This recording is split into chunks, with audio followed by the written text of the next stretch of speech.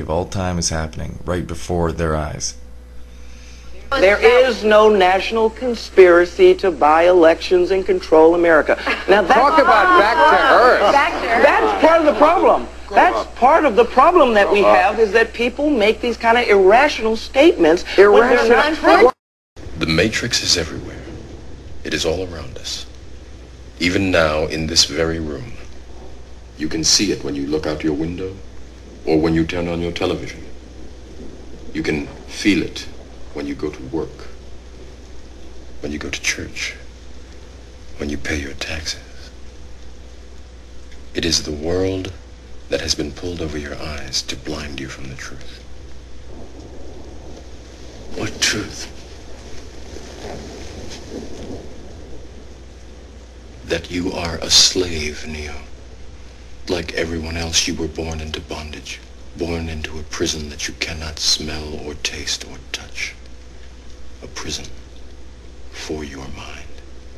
The elite class of people in control of the world economy have become so cocky that they're no longer trying to hide their plans. They have so far been successful in making the people believe they are free, but this is only an illusion, and the illusion ends now. You don't need a formal conspiracy when interests converge. These people went to the same universities and fraternities. They're on the same boards of directors. They're on the same country clubs. They have like interests. They don't need to call a meeting. They know what's good for them, and they're getting it. And there used to be 7 oil companies. There are now 3. It will soon be 2. The things that matter in this country have been reduced in choice. There are 2 political parties. There are a handful of insurance companies. There are about 6 or 7 information things. But if you want a bagel, there are 23 flavors because you have the illusion. You have the illusion of choice. Right. You don't get the real important choice. There's no freedom of choice.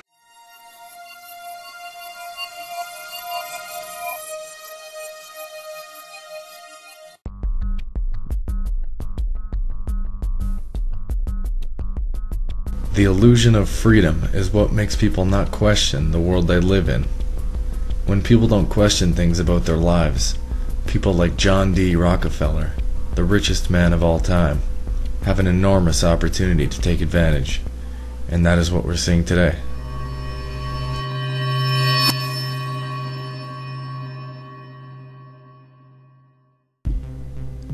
A lot of people have heard about the Illuminati and other secret societies to which these bankers belong, but most just brush it off and think of them as benevolent groups who couldn't possibly be looking to control our lives.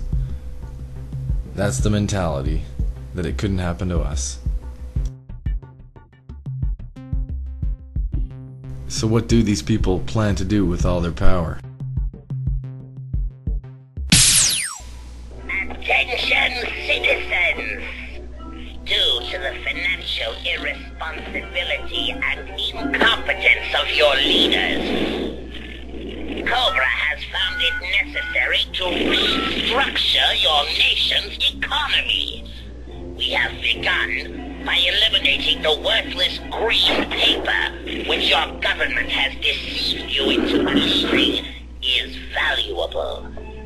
Cobra will come to your rescue, and out of the ashes will arrive a new order. Ultimately, they want to create a utopia on planet Earth for themselves and their families, consisting of about 500 million people. Their goal is to create a fascist, one-world government and a new world order. The new world order can be created. It's a great opportunity. It isn't such a crisis. We have before us the opportunity to forge for ourselves and for future generations a new world order. A world where the rule of law, not the law of the jungle, governs the conduct of nations. When we are successful, and we will be, we have a real chance at this new world order, an order in which a credible United Nations can use its peacekeeping role to fulfill the promise and vision of the UN's founders. There is a global meltdown coming. It is a global depression, and one world currency and one world financial system is the end game.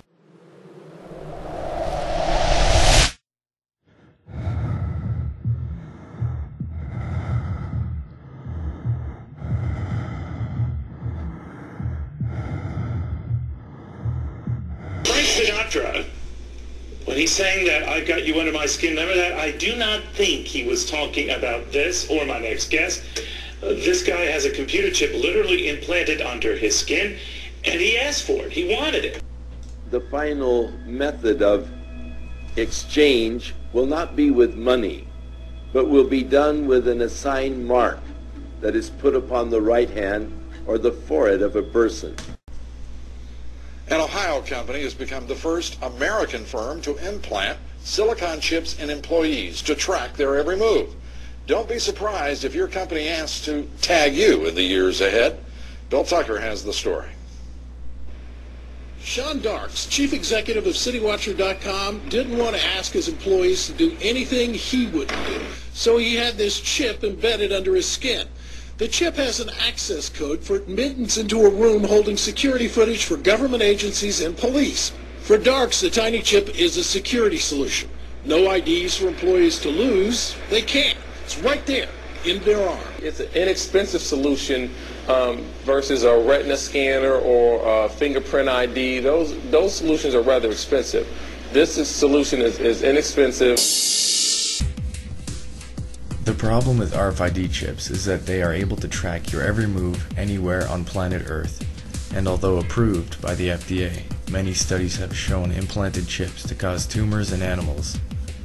These chips can store all of your personal and banking information, making it largely a violation of privacy.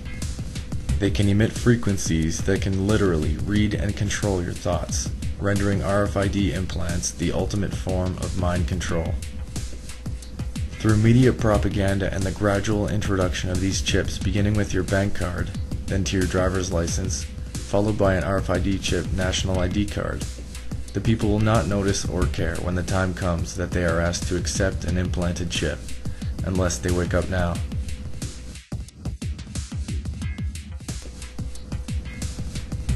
The future that these central bankers see is a microchip population of obedient slaves who will produce for them what they want and need.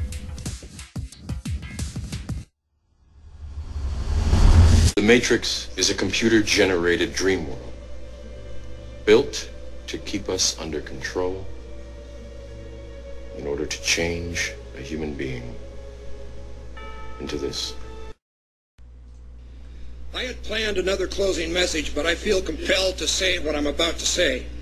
Now, I risk sounding like a conspiracy theorist, but it's no longer a theory.